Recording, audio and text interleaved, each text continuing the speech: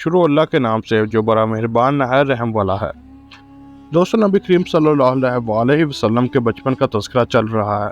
याद रहे कि आप सल्लल्लाहु अलैहि वसल्लम के दादा हज़रत अब्दुल मुत्तलिब के इंतकाल के बाद नबी करीम सल्लल्लाहु अलैहि वसल्लम की परवरिश की जिम्मेदारी आपके चचा अबू तालिब के ज़िम्मे आई और आपको भी अपने भतीजे से बेहद मोहब्बत थी। जब उन्होंने आप सल्लल्लाहु अलैहि वसल्लम की बरक़ात और मौजज़े देखे तो उनकी मोहब्बत में और इजाफा हो गया। अबू तालिब माली एतबार से कमज़ोर थे। घर वालों को 2 वक्त का खाना पेट भर ना मिलता था, मगर जब नबी करीम सल्लल्लाहु अलैहि वसल्लम उनके साथ खाना खाते तो थोड़ा खाना भी उन सब के लिए काफ़ी हो जाता, सबके पेट भर जाते। इसीलिए जब दोपहर या रात के खाने का वक्त होता और सब जब दस्तरखान पर बैठते तो अबू तालिब फरमाते, अभी शुरू मत करो, मेरे बेटे को आ जाने दो, फिर शुरू करना। फिर जब आप सल्लल्लाहु अलैहि वसल्लम तशरीफ ले आते तो आपकी बरकत यूँ होती कि सबके सैर होने के बावजूद भी खाना बच जाता। अगर दूध होता तो पहले नबी करीम सल्लल्लाहु अलैहि वसल्लम को पीने के लिए दिया जाता, फिर अबू तालिब के बेटे पीते, यहाँ तक कि एक ही प्याले से सब के सब दूध पी लेते और खूब सैर हो जाते तो दूध फिर भी बच जाता। अबू तालिब के लिए एक तकिया रखा रहता था, वो इससे टेक लगाकर बैठते थे।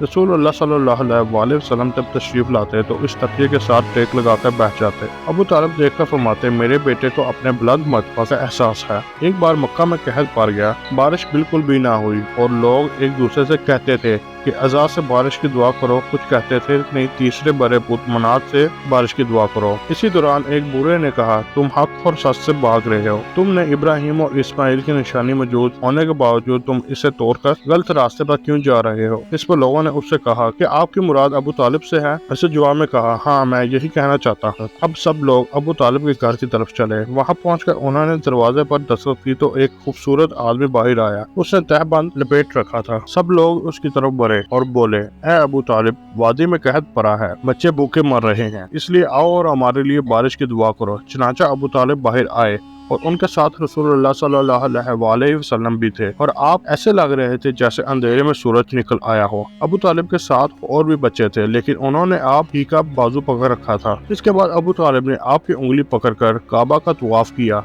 वो तवाफ कर रहे थे और दूसरे लोग नजर उठाकर आसमान की तरफ देख रहे थे, जहाँ बादल का एक टुकड़ा भी ना था। लेकिन अचानक हर तरफ से बादल गिर गिर कर आने लगे। इस कदर जोरदार बारिश हुई कि जंगल और मैदान सैराब हो गए। रिवायत में आता है कि अबू तालिब एक बार जिल हिजाज के मेले पर गए।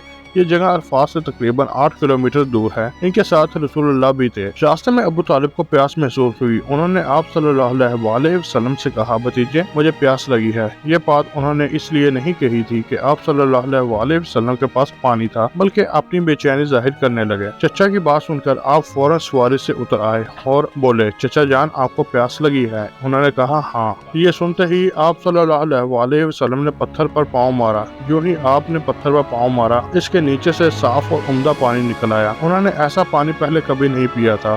खूब सैर होकर पानी पिया। फिर उन्होंने पूछा, भतीजे कि आप सैर हो चुके हैं? नबी करीम ने फरमाया, हाँ। आपने एड़ी फिर उस जगह मारी, वो जगह फिर उसी तरह खुश्क हो गई जैसे पहले थी। प्यारे दोस्तों, ऐसी मजीद वीडियोस देखने के लिए हमारे चैनल को लाजमी सब्सक्राइब करें।